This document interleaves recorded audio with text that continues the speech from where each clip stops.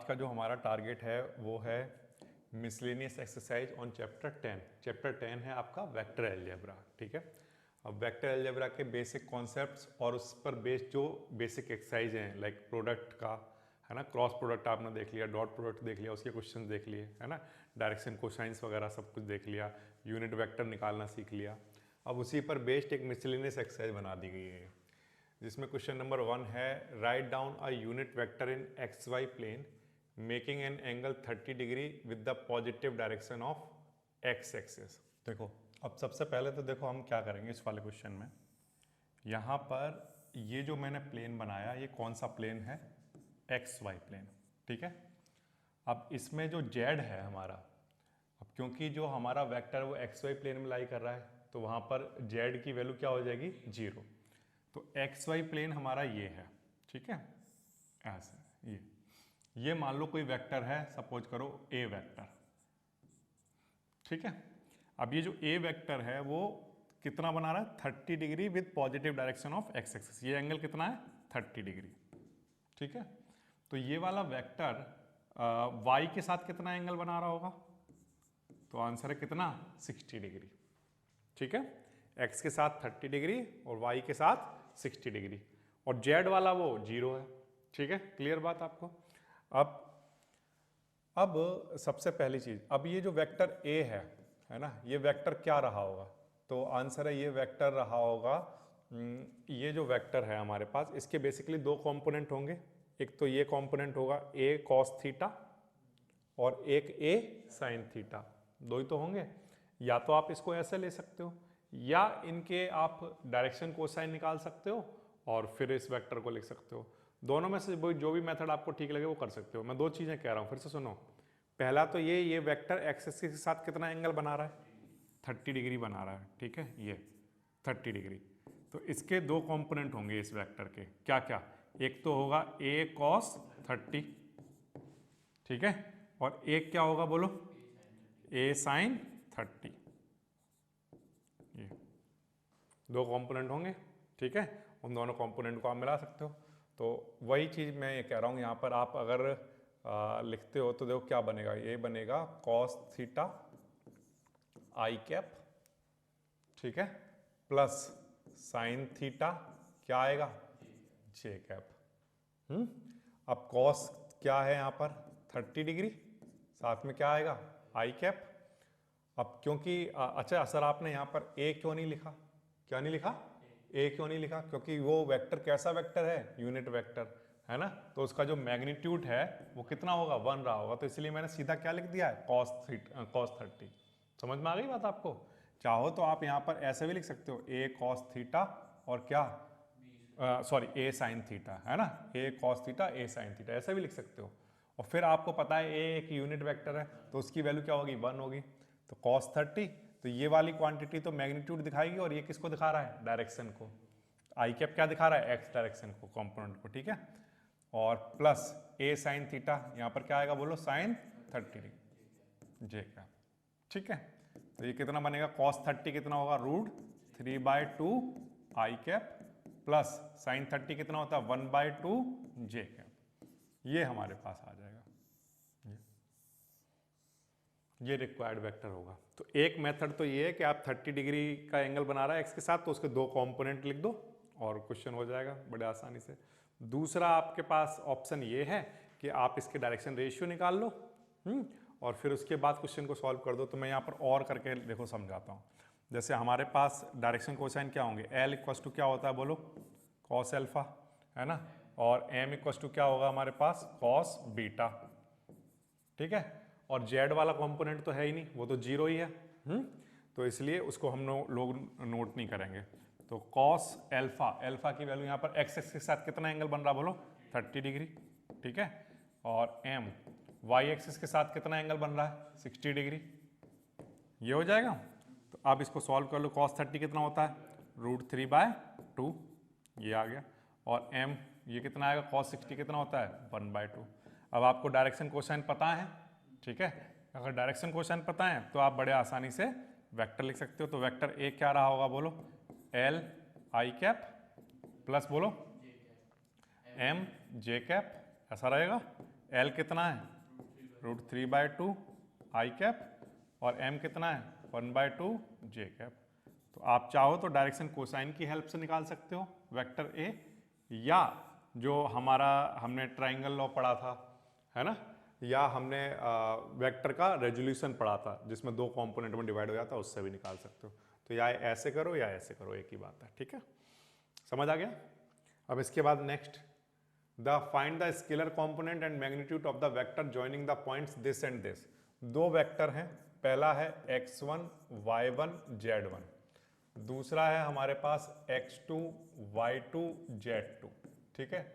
अब आपको क्या करना है, इनको ज्वाइन करना है, ठीक है। इनको ज्वाइन करोगे तो बताओ कौन सा वेक्टर बनेगा PQ, और वो PQ वेक्टर कैसे निकालोगे बोलो, Q माइनस P, ऐसे तो करोगे। तो Q हमारे पास क्या है बोलो, x2 i cap y2 j cap z2 k cap, में से माइनस कराओ, क्या बनेगा x1 i cap y1 j cap z1 k cap, ठीक है, क्लियर है ना। ये इसका जो चाहो तो आप इसे OQ और OP भी लिख सकते हो, ये पोजीशन वेक्टर है, ठीक है। अब इसको सॉल्व करोगे तो बताओ क्या आएगा। तो आंसर है x2 माइनस x1 आएगा, और साथ में क्या आएगा i cap, plus y2 minus y1 j cap common आ जाएगा, फिर z2 माइनस z1, इनमें क्या आ जाएगा k कैप, ये बन जाएगा, ठीक है। अब उसने इस वेक्टर में ये जो वेक्टर निकला है PQ, इस वेक्टर PQ में उसने कहा कि स्केलर कंपोनेंट लिख कर स्केलर कंपोनेंट लिखो, और क्या लिखो, एंड इट्स मैग्नीट्यूड भी निकालना है। तो इसके स्केलर कंपोनेंट कौन से होते हैं, तो आंसर है ये जो है ना, ये क्या है, स्केलर कंपोनेंट है, ठीक है। और ये पूरा पार्ट क्या दिखाता है, वेक्टर, क्योंकि मैग्नीट्यूड और डायरेक्शन दोनों चीजें हैं। तो केवल स्केलर लिखने हैं, तो क्या क्या आएगा बोलो, x2 minus x1 y2 minus y1 और z2 माइनस z1, ये स्केलर कंपोनेंट हो गए, ठीक है।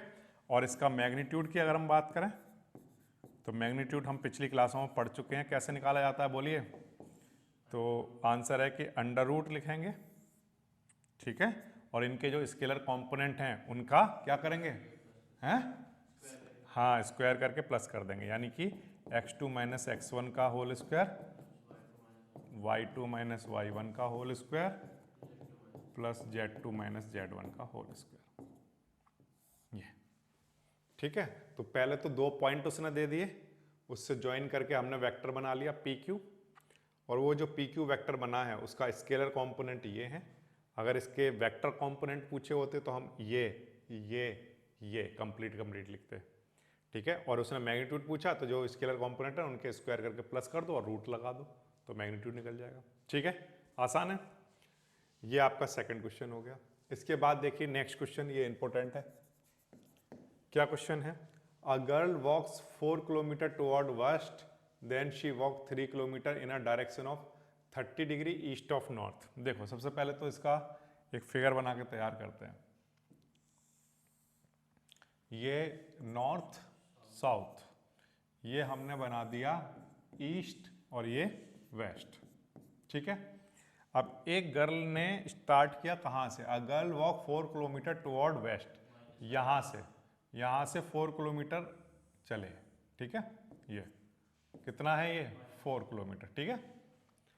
अच्छा, toward west, then she walk 3 kilometre in direction 30 degree east of north. Okay, तो ये वाली जो डायरेक्शन है ये बेसिकली कौन सी डायरेक्शन है बोलो, नॉर्थ। कौन सी डायरेक्शन है, ठीक है, ध्यान रखना, ये नॉर्थ डायरेक्शन है। अब वो नॉर्थ कैसे चले, वो कितने एंगल पर, 30 डिग्री ईस्ट ऑफ नॉर्थ, यानी कि नॉर्थ से किसकी डायरेक्शन में, ईस्ट की तरफ चले। तो यहां पर कितना एंगल बनाया, 30 डिग्री का। ये determine the girl displacement from her initial point of departure, ठीक है। तो इस पॉइंट का नाम है मान लो O, this is A, suppose that this is B, okay. अब हमें O से लेकर B तक निकाल कर देना है, ये, ओके, O से B तक निकाल कर देना है। तो अब हमारे पास क्या क्या ऑप्शन है, हम इसको कैसे कर सकते हैं। तो आंसर है कि हम एक काम कर सकते हैं, यहाँ पर हम परपेंडिकुलर ड्रॉ कर सकते हैं एक, ठीक है। वो परपेंडिकुलर ड्रॉ कर लेते हैं, तो यहाँ पर हमने नाम रख दिया, मान लीजिए सी, ओके। बी से परपेंडिकुलर ड्रॉ कर लिया बी सी। अब ये एंगल कितना डिग्री है बोलिए, 90। ये 30 है, तो ये एंगल कितना होगा बोलो, 60 डिग्री, ठीक है। और ये वाला एंगल कितना हो जाएगा बोलो, 30 डिग्री, ठीक है। अच्छा, और यहाँ पर अब देखो हमारे पास ट्राइंगल लॉ क्या कहता है, ट्राइंगल लॉ याद है आपको, ये वाली डायरेक्शन ये है, ये इस डायरेक्शन में और ये अपोजिट डायरेक्शन में। तो बेसिकली ट्राइंगल लॉ ये कहता है कि जो ओ बी वेक्टर होगा वो इक्वल होगा किसके, O A vector plus A B vector, correct, सही बात है। तो ये हमने कैसे कहा, by triangle law, by triangle law, ठीक है। कौन सा ट्राइंगल लेकर चले हैं, O A B. O A B में डायरेक्शन का याद रखना, ये एक डायरेक्शन है ये, फिर इसके बाद ये डायरेक्शन है ये, और हमें निकालना है ये। तो ये और ये सेम डायरेक्शन में है बट ये अपोजिट में है, तो ये क्या हो गया, रिजल्टेंट। इसलिए जो ओ बी वेक्टर है वो इन दोनों के सम के इक्वल होगा। क्लियर बात, ठीक है। अब हमारा टारगेट क्या है, हमारा देखो ओ ए हमें पता है, ठीक है, ओ ए हमें पता है। ओ ए हमारे पास कितना है, तो आंसर देखो ये 4 है और ये अपोजिट डायरेक्शन में है, नेगेटिव एक्सिस पर है, तो ये कितना रहा होगा, माइनस का 4 आई कैप। समझ आया, मैग्नीट्यूड कितना था 4 और नेगेटिव आई कैप क्या दिखा रहा है, नेगेटिव एक्सिस दिखा रहा है। तो हमें ओ ए की वैल्यू तो पता है, कितनी है बोलो, -4 आई कैप प्लस। अब ये जो ए बी वैक्टर है ये आप ऐसे समझो इसको, ये जो ए बी वैक्टर है ना, ये ए बी, नहीं उल्टा लिख दिया मैंने, क्या होगा, ए बी ये। अब ए बी वैक्टर जो है यहाँ पर कितना एंगल बना रहा बोलो, 60 डिग्री। ये जो अगर 60 डिग्री बना रहा है और ये जो ए बी वैक्टर है ये इसके दो कंपोनेंट रहे होंगे, एक तो कौन सा, ये वाला एंगल कौन सा रहा होगा, मान लो ये कोई सपोज करो इस वेक्टर का नाम रख देता हूँ, कोई भी नाम रख दिया, मान लो सी रख दिया मैंने, ठीक है। तो इसका ये वाला कंपोनेंट क्या रहा होगा बोलो, सी कॉस थीटा, और ये वाला कंपोनेंट कौन सा रहा होगा बोलो, सी साइन थीटा। तो बेसिकली जो ए बी वेक्टर है इसके दो कंपोनेंट होंगे, क्या रहे होंगे बोलो, एक तो ए बी का मैग्नीट्यूड और साथ में क्या, कॉस थीटा, और क्या आएगा, आई कैप प्लस ए बी का मैग्नीट्यूड और साइन थीटा, और साथ में क्या आएगा, जे कैप। यही तो होगा, चाहो तो उसे सी लिखो या ए बी का मैग्नीट्यूड लिखो, वो एक ही बात है। इतनी बात आ गई समझ में। अब एक बार फिर से समझ लो क्या हुआ, एक गर्ल ने वेस्ट डायरेक्शन में मूव किया, कितना, 4 किलोमीटर। तो हमने कहा इस डायरेक्शन में किया है तो इसका जो वेक्टर होगा ओ ए वेक्टर वो -4 आई कैप होगा, ठीक है। अच्छा, फिर उसने नॉर्थ और ईस्ट के बीच में एंगल कितना बनाया, 30 डिग्री का। तो मैंने कहा अगर ये 30 डिग्री है तो ये कितना होगा, 60 डिग्री। तो ये जो ए बी वैक्टर बनाए इसके दो कॉम्पोनेंट होंगे, एक तो ए बी कॉस थीटा और दूसरा ए बी साइन थीटा, दो होंगे, ओके। तो वो मैंने यहाँ पर लिख दिए हैं। अब हमारा काम है इनको कैलकुलेट करना।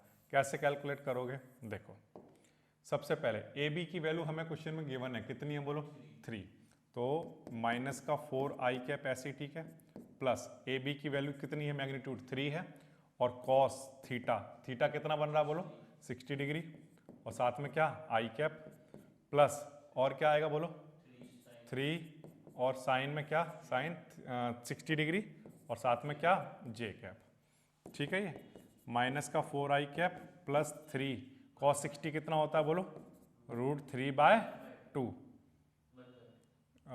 कॉस 60 सॉरी 1/2 कितना आएगा, कॉस 60 1/2, और साथ में क्या, आई कैप, और 3 साइन 60 कितना होता है बोलो, √3/2, और साथ में क्या, जे कैप। अब इसको थोड़ा सा सॉल्व कर लो।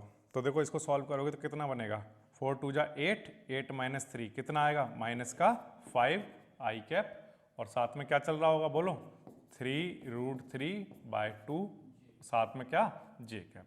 ये हमारे पास रहा होगा क्या, ओ बी वेक्टर, ठीक है। इस तरह से हो जाएगा, क्लियर है। पहले फिर से समझ लो, यहां पर ये वाला जो वेक्टर है ओ ए, इसकी डायरेक्शन ये है, और ये जो वेक्टर है ए बी, इसकी डायरेक्शन ये है, तो जो ओ ए वेक्टर है वो अपोजिट डायरेक्शन में है। तो हमने कहा कि ये ट्रायंगल लॉ से ये वेक्टर ओ बी ए ओ और ए बी के सम के इक्वल होगा, एक बात ठीक। फिर हमने कहा जो ओ ए वेक्टर है वो ओ ए वेक्टर -4i कैप के इक्वल होगा, क्योंकि 4 तो हो गया मैग्नीट्यूड और नेगेटिव आई कैप दिखा रहा है कि अपोजिट डायरेक्शन में, मतलब नेगेटिव एक्स एक्सिस पर है। और ये जो ए बी है ये क्योंकि एक एंगल पर है तो इसके दो कंपोनेंट होंगे, एक ए बी कॉस थीटा और एक ए बी साइन थीटा, ठीक है। अब यहाँ पर थीटा क्या होगा, तो आंसर है इसके साथ हॉरिजॉन्टल एक्सिस के साथ कितना एंगल बन रहा है 60 डिग्री, तो वो लेकर चलोगे A B 60 degree A B sine 60 degree, ठीक है। और जो एक्स एक्सिस की बात करोगे तो आई कैप और वाई एक्सिस की बात करोगे तो जे कैप। अब हमने यहाँ पर वैल्यू पुट कर दी, ए बी का मैग्नीट्यूड हमें दे रखा है 3, वो हमने यहाँ लिख दिया, एंगल पुट कर दिए और सॉल्व करोगे ये आंसर बन जाएगा। तो ये डिस्प्लेसमेंट रहा होगा, ठीक है। समझ आ गया कैसे करना है? हाँ -5/2 भी आएगा, एलसीएम लोगे तो कितना बनेगा 2 4 जा 8 -3 -5/2, ठीक है। इतना डिस्प्लेसमेंट हो जाएगा, ठीक है, क्लियर है।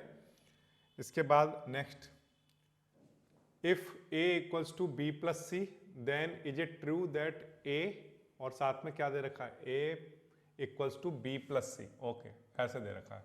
वो कह रहा है कि अगर a वेक्टर b प्लस सी दो वेक्टर के सम के इक्वल हो तो क्या उनका मैग्नीट्यूड भी b का मैग्नीट्यूड और c के मैग्नीट्यूड के सम के इक्वल होगा, ये वो पूछ रहा है। तो हमने क्या किया, यहाँ पर एक काम कर सकते हो आप, क्या करो, टेकिंग मैग्नीट्यूड बोथ साइड,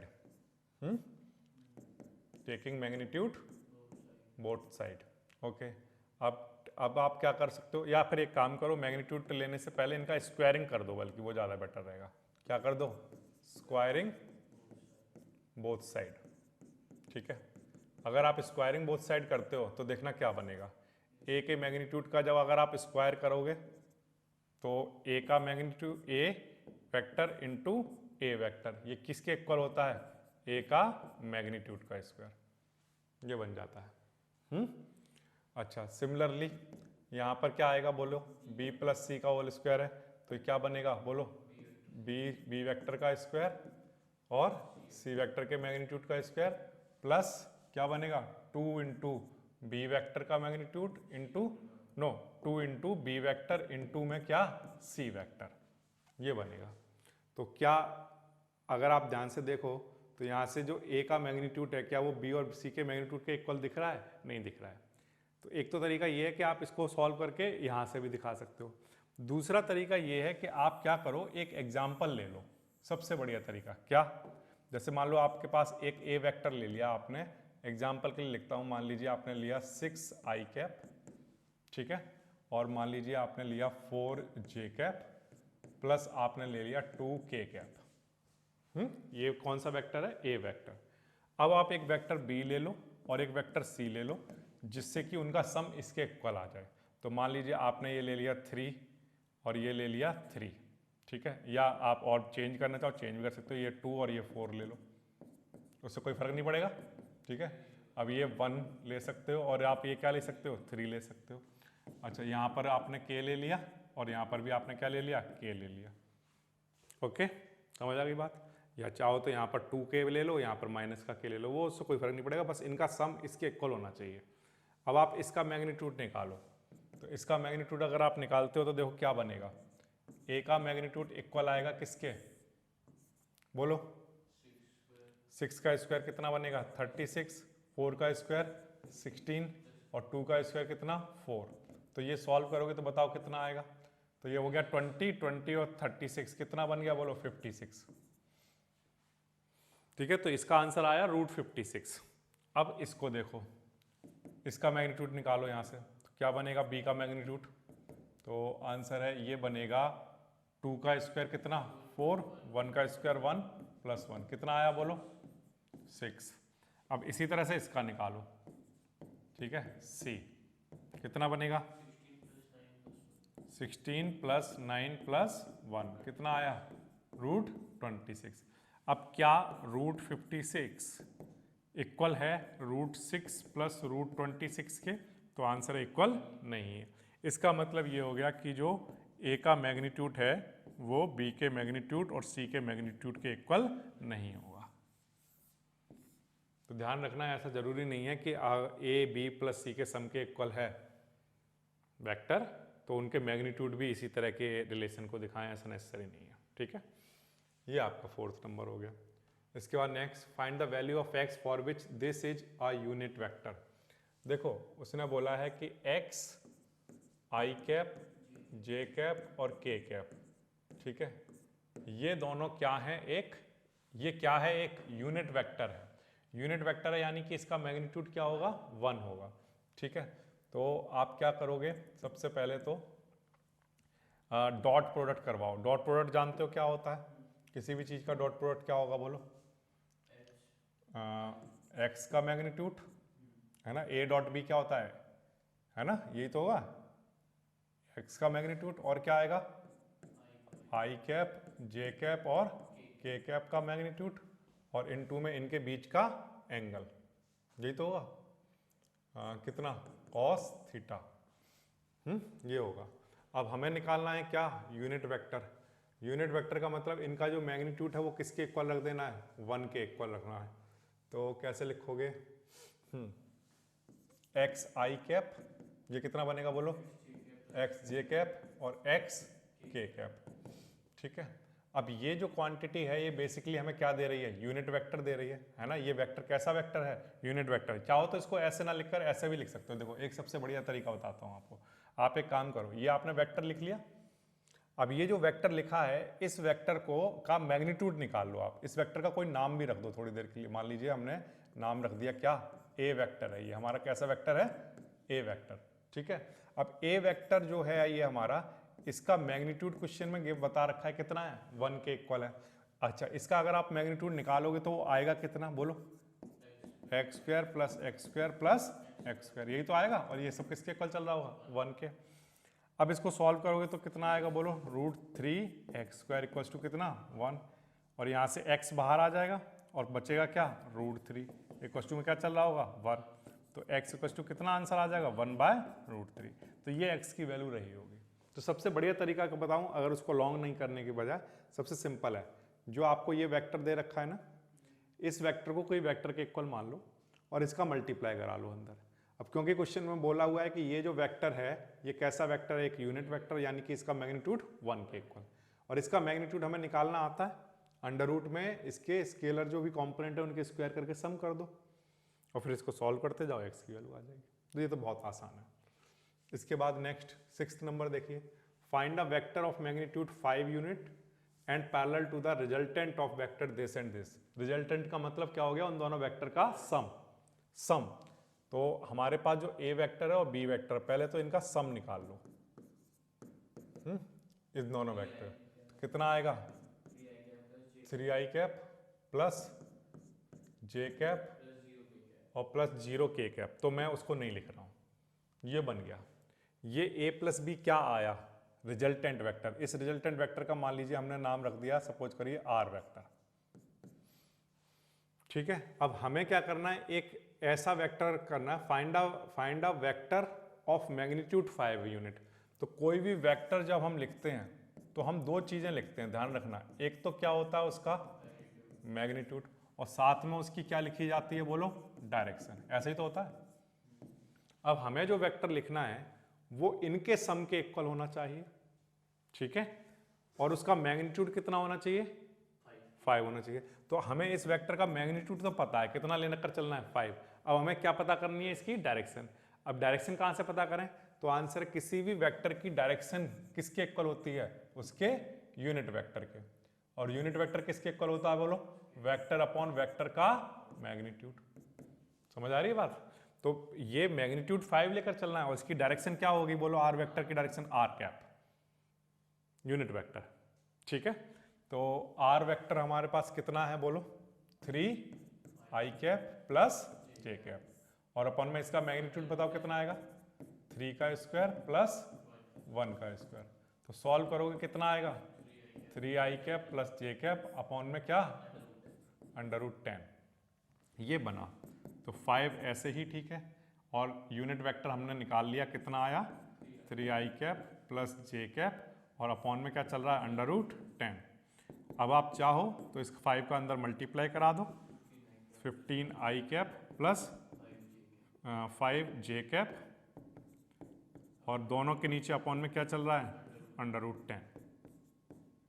ठीक है, ये आपका रिक्वायर्ड वेक्टर आ जाएगा। ठीक है, तो एक बार फिर से बहुत बेसिक चीज समझ लो, कोई भी वेक्टर कैसे लिखा जाता है, मैग्नीट्यूड और साथ में क्या, मैग्नीट्यूड उसने बोला हुआ है कि मैग्नीट्यूड उसे कितना चाहिए, 5। अब डायरेक्शन किसकी, तो जिस वेक्टर की बात हो रही है उसी की डायरेक्शन, तो उस वेक्टर की डायरेक्शन कैसे निकाली जाती है, किसी भी वेक्टर की डायरेक्शन कैसे निकाली जाती है, उसका यूनिट वेक्टर, किसी भी वेक्टर का यूनिट वेक्टर उसकी डायरेक्शन को शो करता है, तो वो हमने ऐसे निकालते हैं, वेक्टर अपॉन वेक्टर का मैग्नीट्यूड। ये तो हमने वो यहाँ पर रख दिया डायरेक्शन की जगह, सॉल्व कर दिया। ठीक है, ये आपके पास बिल्कुल आसान क्वेश्चन हो गया। ठीक है, अब देखो क्वेश्चन है क्या, क्वेश्चन वो ये कह रहा है कि आपको क्या करना है, एक वेक्टर लिखना है ए बी सी हमें दे रखा, find a unit vector parallel to this vector. तो हमें पहले तो क्या निकालना पड़ेगा, 2a minus B plus 3c, वो हमारा वेक्टर आ जाएगा। अब उस वेक्टर का भी हमें क्या लिखना है, यूनिट वेक्टर। तो जो d है हमारा वो बेसिकली इसी के तो इक्वल है। तो पहले ये कैलकुलेट करना पड़ेगा, तो d वेक्टर निकाल लो पहले। तो d वेक्टर किसके इक्वल है बोलो, 2a minus B plus 3c, ऐसा है। अब देखना 2 इंटू ए हमारे पास क्या है, आई कैप प्लस जे कैप प्लस के कैप, माइनस बी हमारे पास कितना है, 2i कैप माइनस जे कैप प्लस 3k कैप, और प्लस 3 इंटू सी वैक्टर कितना है, आई कैप माइनस 2j प्लस के कैप। ठीक है, तो यहां से हमारा क्या निकल जाएगा, रिक्वायर्ड वेक्टर d, उसका हम यूनिट वेक्टर लिखेंगे। ठीक है, देखो क्योंकि उसने ये बोला था ना कि हमें एक ऐसा वेक्टर लिखना है जो इसके पैरेलल हो, पैरेलल का मतलब इसकी डायरेक्शन में हो। ठीक है, ये बात आ गई आपको समझ में। तो हमें पहले ये वेक्टर निकाल लेना है, तो हमें उससे क्या मिल जाएगा, वेक्टर, और उसकी डायरेक्शन भी पता चल जाएगी हमें। डायरेक्शन कैसे पता करोगे, यूनिट वेक्टर से। तो इसको सॉल्व करो, कितना बनेगा, 2i cap 2j plus 2k minus 2i plus j minus 3k plus 3i minus 6j plus 3k। अब इसको थोड़ा सॉल्व कर लो, देखो 2i से 2i कैंसिल हो गया, अब क्या बच गया, 3i। अच्छा 2j यहाँ पर है और एक j ये है, कितने हो गए, 3j minus 6j minus 3j। अब 2k यहाँ पर है और माइनस 3k, माइनस का k और प्लस का 3k प्लस का 2k कैप, ये हमारे पास क्या आ गया, d वेक्टर। ठीक है, इस वेक्टर की डायरेक्शन में हमें एक यूनिट वेक्टर लिखना है, तो यानी कि इसका हमें क्या निकालना पड़ेगा, यूनिट वेक्टर।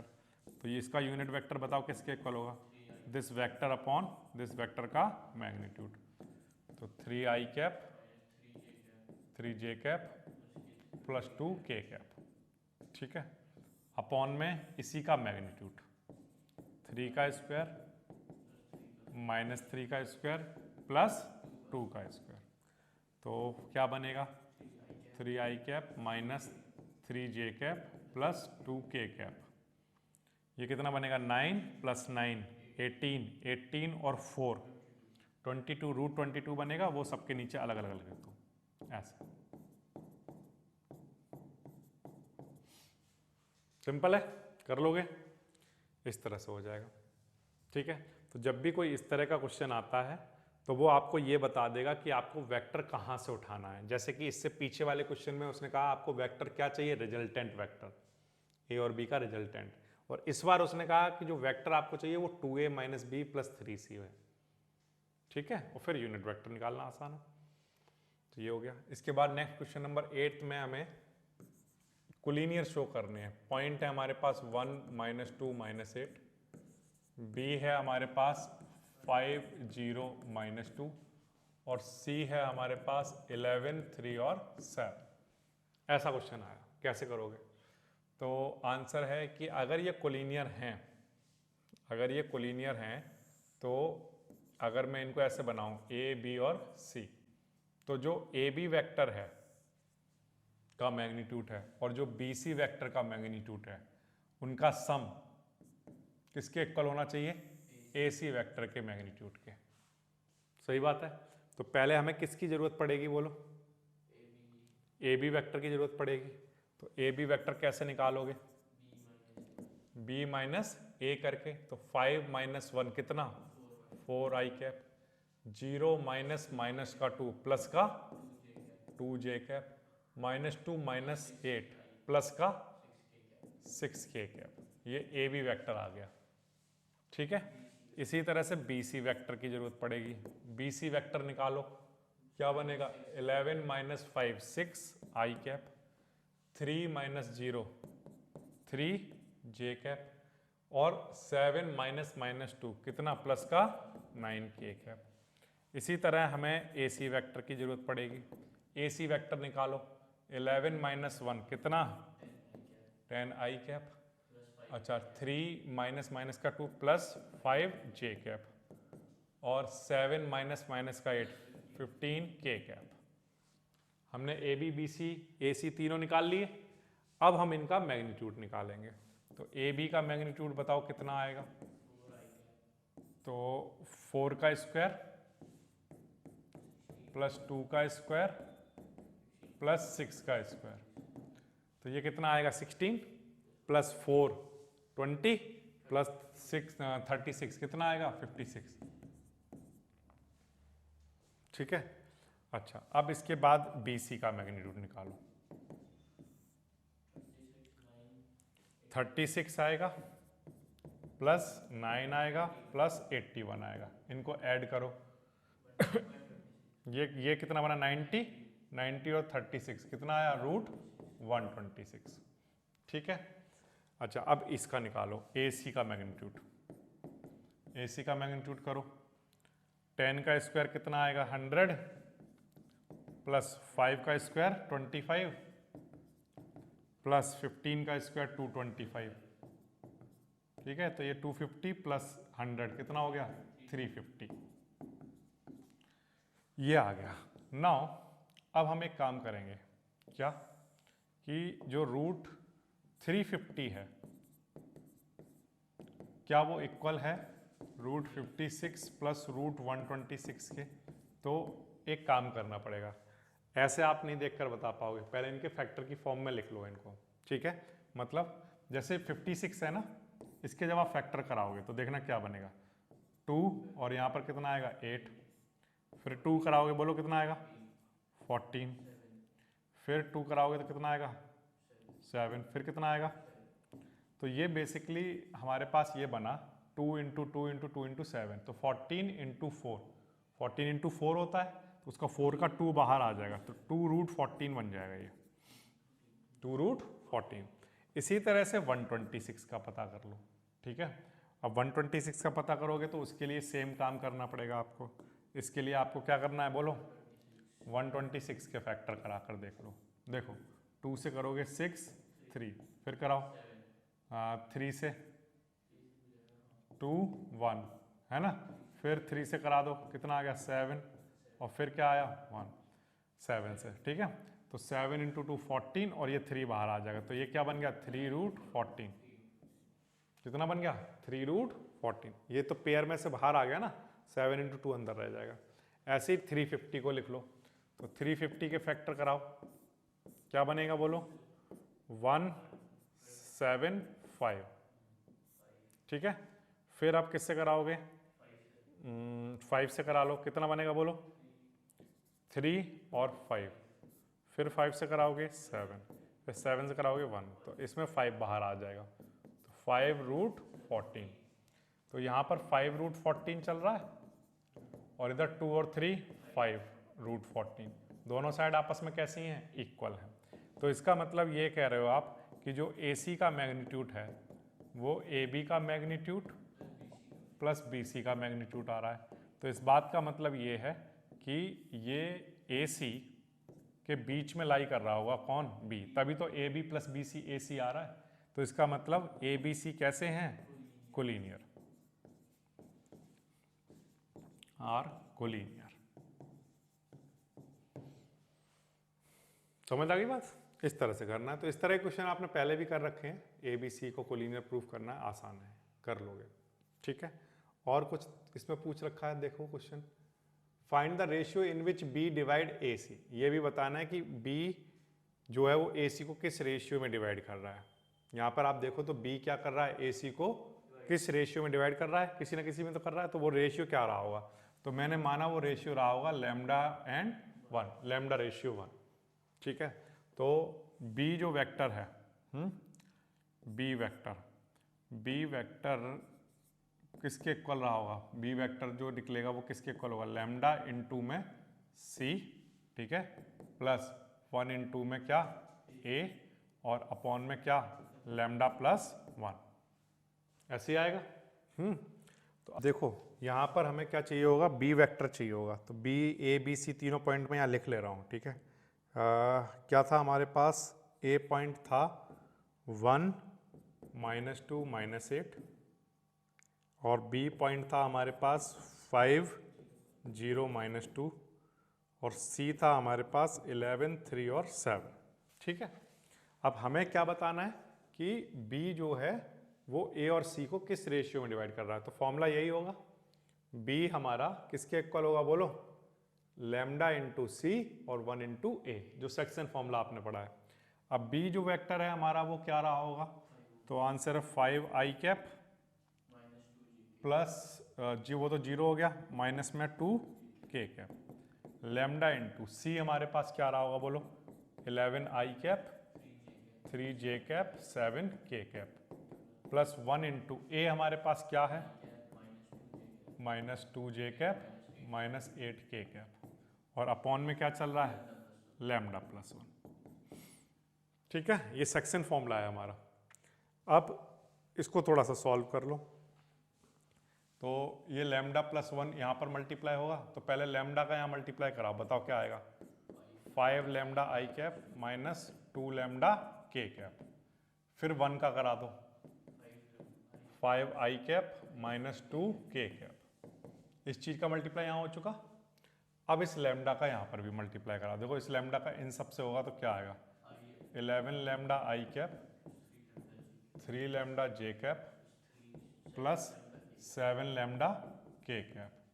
ठीक है, और प्लस में 1 का यहाँ मल्टीप्लाई करा दो, आई कैप -2 जे कैप -8 के कैप। ठीक, यहाँ पर इसको ऐसे नहीं कर सकते क्या, 11 लैम्डा प्लस 1 और ब्रैकेट में क्या आई कैप, और इधर वाली साइड में बोलो क्या आ रहा होगा, 5 लैम्डा प्लस 5 और ब्रैकेट में क्या बोलो आई कैप, और इधर क्या चल रहा है, माइनस का 2 लैम्डा, क्या माइनस का 2 लैम्डा, और साथ में क्या चल रहा होगा, यहाँ पर माइनस का 2 लैम्डा और माइनस का 2 चल रहा होगा, है ना, तो साथ में क्या बन जाएगा के कैप। अब अगर अंदर माइनस कॉमन ले रहे हो तो बाहर प्लस लिख लो और यहाँ अंदर क्या लिख दो, माइनस, नहीं प्लस बाहर रख रहे हो तो अंदर माइनस का 2 लैम्डा और -2 रख सकते हो आप। अगर माइनस बाहर ले रहे हो तो फिर इसको ऐसे लिखना पड़ेगा, देखना कैसे लिखोगे, माइनस बाहर ले लिया और 2 भी बाहर ले लिया, वो भी उसकी हमें ख्याल की ज़रूरत नहीं पड़ेगी, क्योंकि हम लोग ये चाहते हैं कि हम कंपेयर कराना चाहते हैं, तो माइनस का 2 लैम्डा और माइनस का 2 और साथ में क्या के कैप। अच्छा इधर आ जाओ, बोलो क्या बनेगा, 7 लैम्डा है, अच्छा जे वाले काउंट कर लो, जैसे यहाँ पर आ गया 3 लैम्डा और माइनस का 2, ये जे कैप बन गया। अच्छा के वाले कलेक्ट करो, 7 लैम्डा -8 क्या आ जाएगा, के कैप। ये हमने सारे कलेक्ट तो कर दिए हैं, बट हमें इन सब की ज़रूरत नहीं है, हमारा तो काम केवल एक को कंपेयर करके हो जाएगा। जैसे कि 5 लैम्डा प्लस 5 किसके इक्वल रहा होगा बोलो, 11 लैम्डा प्लस 1 के, 1 इधर लाकर माइनस करा दो और 5 लैम्डा उधर ले जाओ, कितना बनेगा, इधर आ गया 4 और ये कितना बन गया 6 लैम्डा, ये डिवाइड में ले जाओ तो 4/6, या आंसर क्या आ जाएगा 2/3, ये रेशियो रहा होगा जिसमें वो डिवाइड कर रहा होगा। ठीक है, तो ध्यान रखना जब आप इसका मल्टीप्लाई करा लेते हो, इसको सॉल्व कर लेते हो, तो फिर इसके बाद इनमें इधर ही वाली साइड में आई कैप कलेक्ट कर लो, जे कैप कलेक्ट कर लो, के कैप, इधर भी आई जे के, और उनमें से किसी एक को कंपेयर करा दो, किसी को भी कंपेयर कराओगे आंसर सबसे सेम ही आएगा 2/3। समझ आ गई बात, इस तरह से करना है। तो इस क्वेश्चन में पहले तो आपको कोलिनियर प्रूफ करना है, उसके लिए आप AC का मैग्नीट्यूड, AB का मैग्नीट्यूड प्लस BC का मैग्नीट्यूड दिखाओगे, और फिर उसके बाद आपको क्या करना है, फिर इसके बाद आपको B जो है वो AC को किस रेशियो में डिवाइड करना है वो दिखाना है। तो वो आपके लिए सेक्शन फॉर्मूला रेडी है, B इंटू B हमारा किसके इक्वल होगा बोलो, lambda into C 1 into A upon में लैम्डा प्लस 1। ठीक है, उसको सॉल्व करोगे आ जाएगा। कोई भी सपना साकार करने के लिए सबसे जरूरी है सही कोच का होना। चुनिए GS क्लासेस को और करें अपने बोर्ड एंड JEE का सपना साकार। Download the app now.